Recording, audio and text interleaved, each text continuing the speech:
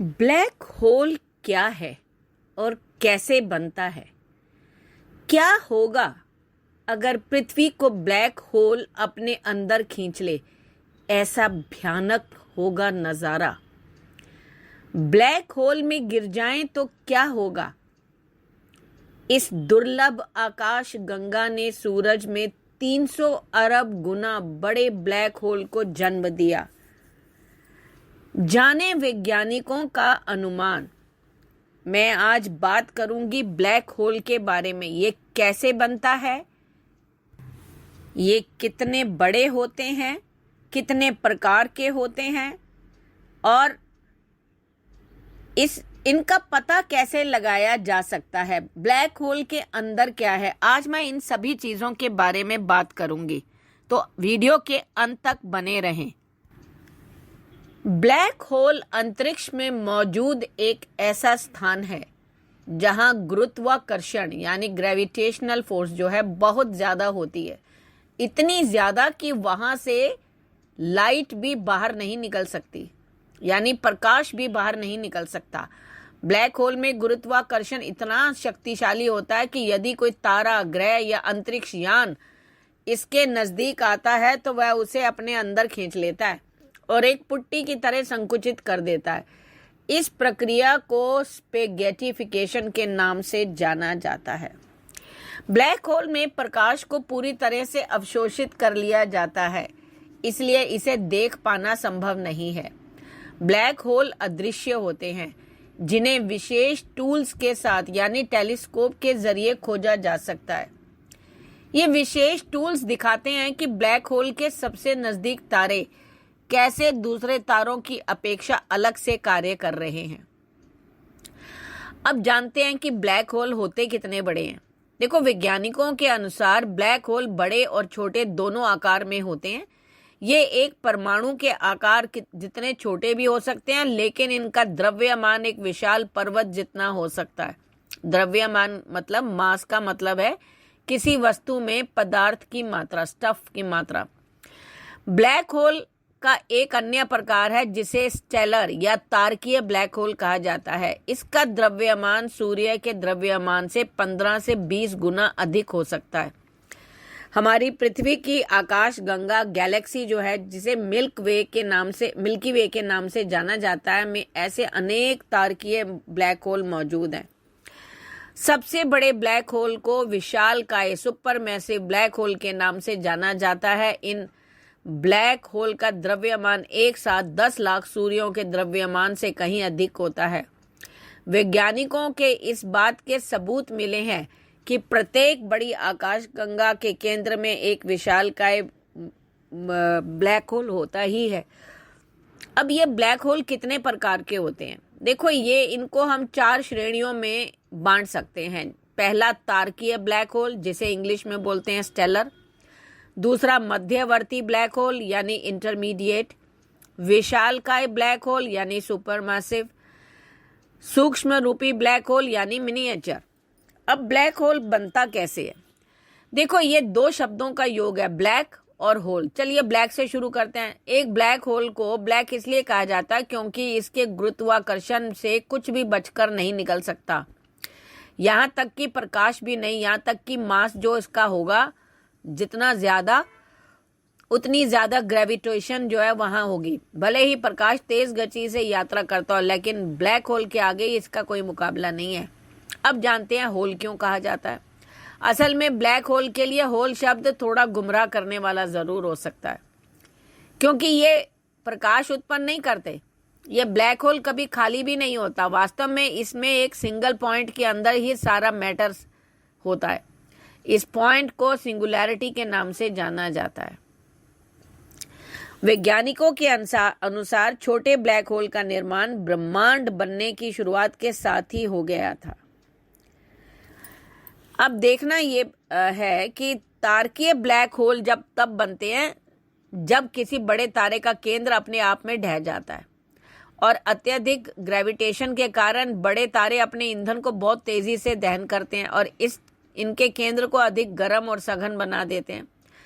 फिर इस दौरान वे अत्यधिक परमाणु प्रतिक्रिया से गुजरते हैं और बहुत ही तेजी के साथ जलते हैं। इस दौरान तारे के केंद्र में एक राख का बहुत बड़ा ढेर बनता है जो वास्तव में लोहा यानी आयरन होता है। इस लोहे में परमाणु दहन नहीं होता, इसलिए अतिरिक्त हीट बाहर न निकलकर अंदर बैठ जाती है और यह ढेर बड़ा होता जाता है।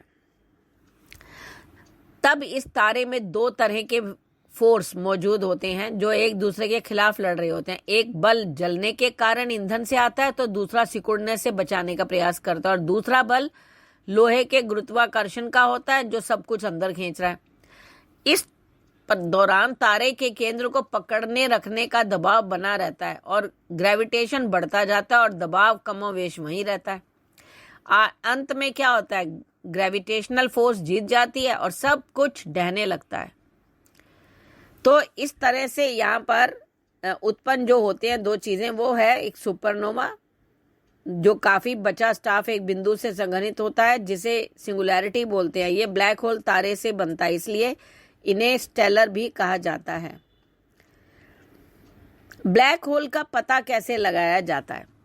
हम ब्लैक होल को देख नहीं सकते क्योंकि वे तारों की तरह प्रकाश नहीं छोड़ते हैं। हालांकि आकाश में कुछ ब्लैक होल चमकदार हो सकते हैं। ऐसा ब्लैक होल द्वारा तारे के स्टफ को निगलने से पहले होता है। ब्लैक होल के चारों तरफ एक बाउंड्री होती है जिसे इवेंट होराइजन यानी घटना क्षितिज कहा जाता है। जब भी कुछ इवेंट होराइजन के पास से गुजरता है तो वह ब्लैक होल की गिरफ्त में आ जाता है, लेकिन जैसे ही गैस और धूल इवेंट हॉरिजोन के करीब और करीब आते हैं, ब्लैक होल में ग्रेविटेशन उन्हें तेजी के साथ घुमाता है जो कि बहुत सारे रेडिएशन का निर्माण करता है। इस दौरान हमें इवेंट हॉरिजोन में से प्रकाश निकलता हुआ नजर आता है। इस प्रकाश को देखने के लिए वैज्ञानिक अंतरिक्ष में सैटेलाइट और टेलीस्कोप का इस्तेमाल करते हैं। 1970 के दशक में खोजा गया था सिग्नस X1, पहला ऐसा ब्लैक होल था जिसकी पुष्टि हुई थी। इसमें बहुत सारी एक्सरेज निकलती हुई नजर आती हैं। अब सवाल होता है ब्लैक होल के अंदर क्या है? ब्लैक होल के अंदर क्या है, ये अभी भी वैज्ञानिकों के लिए एक पहेली बना हुआ है, क्योंकि ब्लैक होल में जाकर वापस आना संभव नहीं। किसी इंसान या वस्तु तो क्या प्रकाश के लिए भी संभव नहीं। इतना ज्यादा ग्रेविटेशनल फोर्स होती है वहां के वो प्रकाश को भी अपनी ओर खींच लेती है, और यहाँ फिजिक्स का कोई भी नियम नहीं लागू होता। यदि आप ब्लैक होल के भीतर टॉर्च जलाकर देखना चाहेंगे तो भी संभव नहीं है, क्योंकि प्रकाश को भी रिफ्लेक्ट होने के लिए कोई तो भौतिक वस्तु चाहिए जो ब्लैक होल में मौजूद नहीं है, इसलिए आपको अंधेरे के अलावा कुछ भी दिखाई नहीं देगा।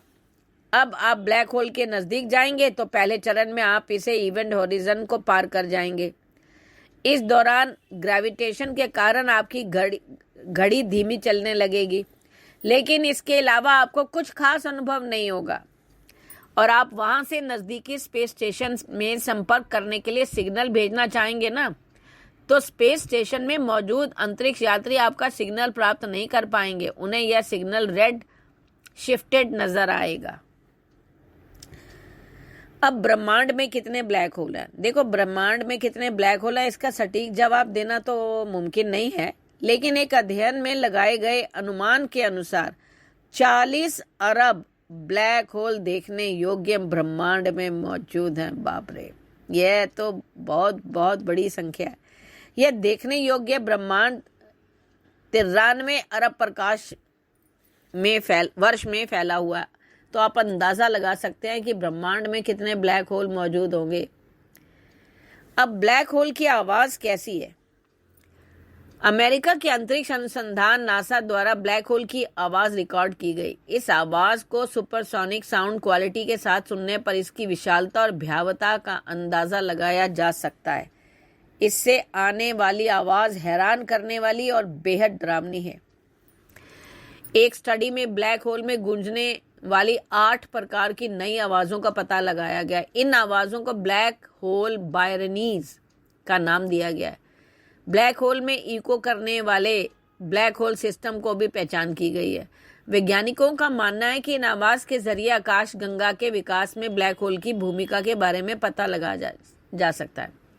अब ये दिखते कैसे हैं? ब्लैक होल दिखने में पूरी तरह से काले और आकृति विहीन होते हैं। हमारे सूर्य के द्रव्यमान का लाखों या अरबों गुना अधिक होने के बावजूद आकाशगंगा के केंद्रों में विशाल ब्लैक होल भी आश्चर्यजनक रूप से छोटे दिखते हैं। ये अत्यधिक धूल और गैस के बादलों से ढके हुए होते हैं, जिनका अवलोकन करना काफी कठिन होता है। ब्लैक होल की भविष्यवाणी सबसे पहले एल्बर्ट आइंस्टाइन द्वारा की गई थी, जिन्होंने 1916 में पहली बार अपने नए सिद्धांत जनरल थ्योरी ऑफ रिलेटिविटी के आधार पर ब्लैक होल के अस्तित्व की भविष्यवाणी की थी। और इसकी पहली फोटो कब कैद हुई थी? देखो, इसकी पहली इमेज को सन 2019 में इवेंट हॉरिजन टेलीस्कोप के सहयोग से कैप्चर किया गया था और यह ब्लैक होल M87 गैलेक्सी के केंद्र में पृथ्वी से 55 मिलियन प्रकाश वर्ष दूर मौजूद था। अब सवाल उठता है कि क्या ब्लैक होल पृथ्वी को तबाह कर सकता है? ब्लैक होल स्वयं अंतरिक्ष में पृथ्वी, चांद और तारों को निगलने के लिए नहीं घूमते हैं। पृथ्वी ब्लैक होल में समा जाए ऐसा संभव नहीं है, क्योंकि कोई भी ब्लैक होल पृथ्वी के साथ ऐसा करने के लिए हमारे सौर मंडल के नजदीक नहीं है। यदि कोई ब्लैक होल जिसका द्रव्यमान सूर्य के द्रव्यमान के बराबर है सूर्य की जगह लेता भी है, तो भी पृथ्वी उसमें नहीं गिरेगी, क्योंकि ब्लैक होल का गुरुत्वाकर्षण सूर्य के गुरुत्वाकर्षण के बराबर होगा। इसलिए पृथ्वी और अन्य ग्रह ब्लैक होल के वैसे ही परिक्रमा करते रहेंगे जैसे सूर्य की। वीडियो अगर पसंद आए तो please like, share and comment करें। धन्यवाद।